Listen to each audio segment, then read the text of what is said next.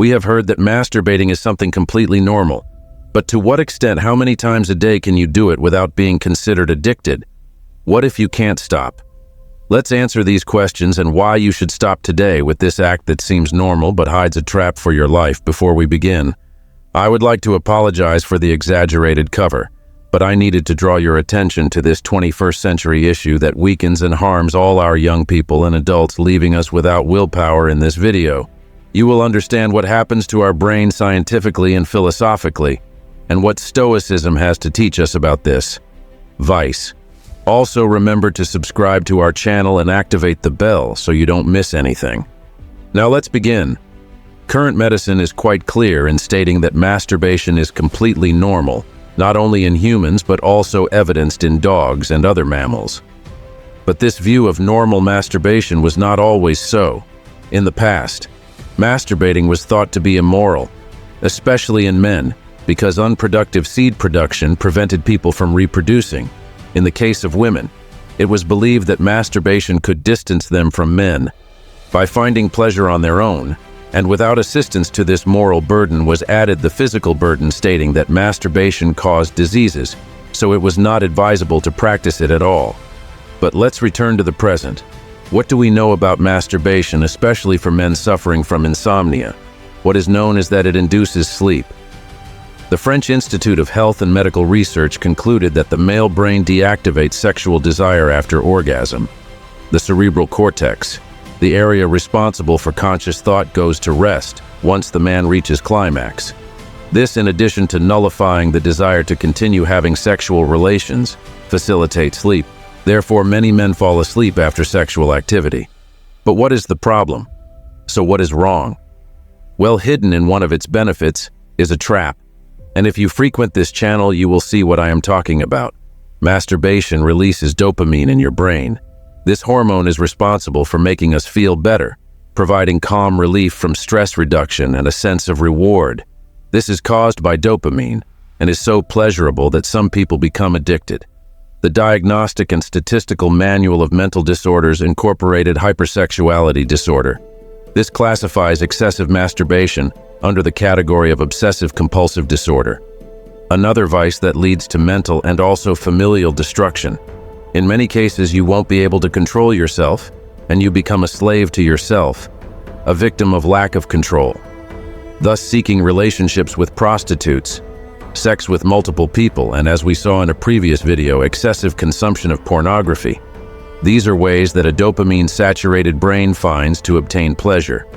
Pay attention, addiction to masturbation comes from chemicals released in the brain. And as our brain adapts to the release of these, it feels the need to continually find the codes that generated the stimulation. Your brain will start asking for more and more dopamine to achieve the same pleasure it had the first time, making you always have to keep looking for how to masturbate again. This reaches an exaggerated point when your brain realizes that the release of dopamine is excessive and begins to block receptor in an attempt to stop you. As a result, the person performs the pleasure act. In this case, masturbates but gets nothing, which frustrates them more than they already were excessively masturbating. To satisfy that hunger for pleasure is exactly what a smoker who never stops, someone who eats chocolate until vomiting, or even an alcoholic does. At this point, you must be wondering what Stoicism has to do with this. The Stoics, Seneca, Marcus Aurelius, and Panis of Rhodes, masters of self-control and wisdom, addressed the view of pleasure and lust from a unique perspective. From the words of Epicurus to the intimate thoughts of Seneca, they explored the depths of human passions, a legacy that still captivates us. For the Stoics, masturbation was not just a quest for carnal satisfaction, but an opportunity to explore the limits of the body and mind. They saw it as an exercise in self-awareness and a path to true freedom in their philosophy. Mastery over worldly passions and pleasures was a conquest that elevated the human spirit. Epicurus asserted that it is not nights of pleasure but self-control that distinguishes a good man. In this context, the ability to enjoy pleasure while understanding and containing it makes a difference in someone who has reached a higher level of self-awareness. Instead of being slaves to our desires, we must be their masters. As Seneca reminds us with his philosophical perspective, Stoic reflection on masturbation is not simply about repression, but deep understanding and self-mastery. This translates into the ability to direct our emotions toward a journey of conscious self-explanation. It resides not only in momentary satisfaction, but in understanding, accepting, and embracing our deepest inclinations from the Stoic perspective. Every action has consequences not only for us, but also for the natural order of the universe when we succumb to our most intense desires. As in the case of uncontrolled masturbation, we lose that harmonious connection with nature highly valued by the Stoics.